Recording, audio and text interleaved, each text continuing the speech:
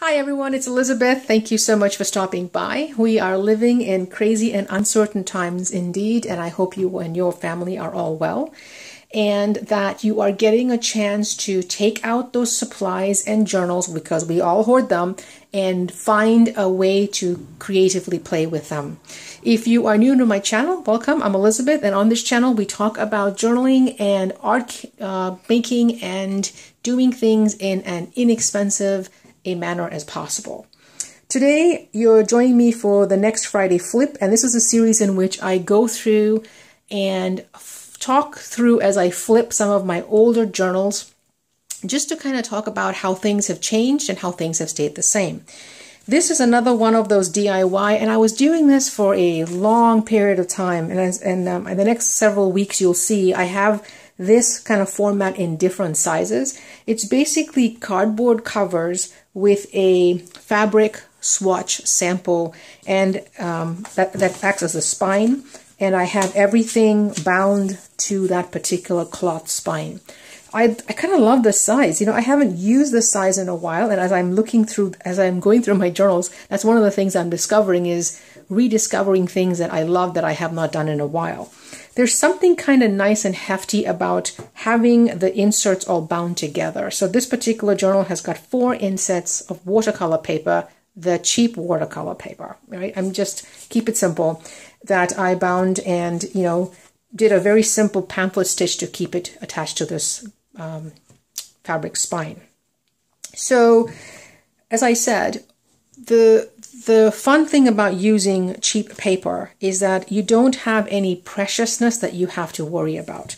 So this particular journal I was using in 2011, and I think I had taken this on a trip with me to actually do the creative side of the trip, as opposed to a lot of the writing goes into my morning pages. This is an image from, I believe it was a Native American museum in Washington, D.C. So again, it's all watercolor paper. I love this guy. He's somebody I found basically on the street, so someone must have lost him. I'm sure they were heartbroken because he was really cute.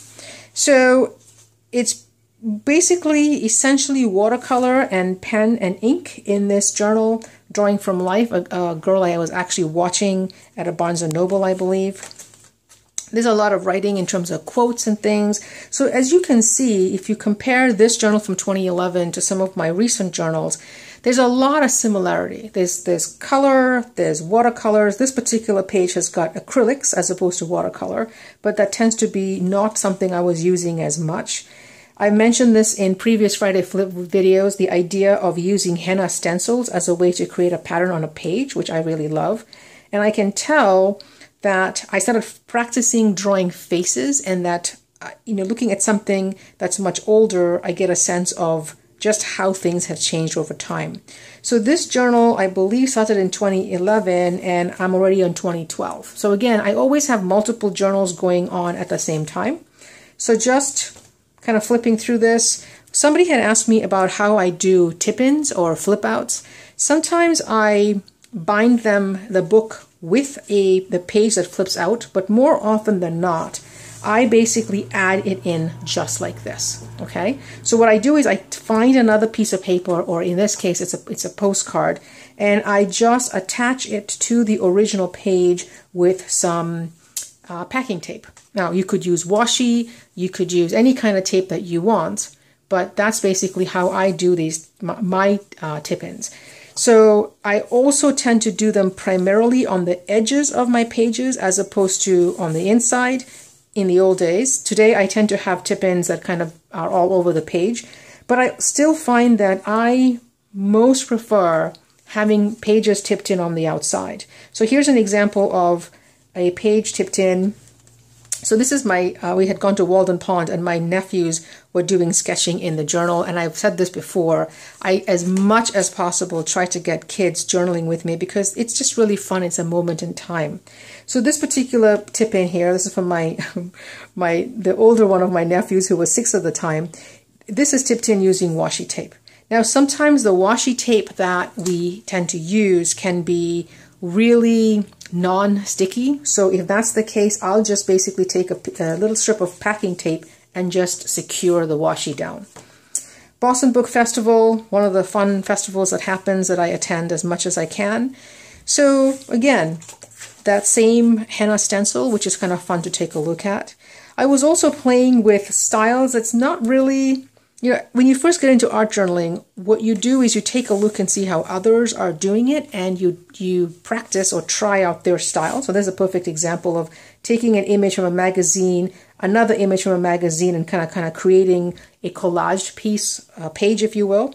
And I find that I'm less and less inclined to use magazine images, although I still do that every now and then. I look at this face and I compare them to faces that I do today. It just goes to show.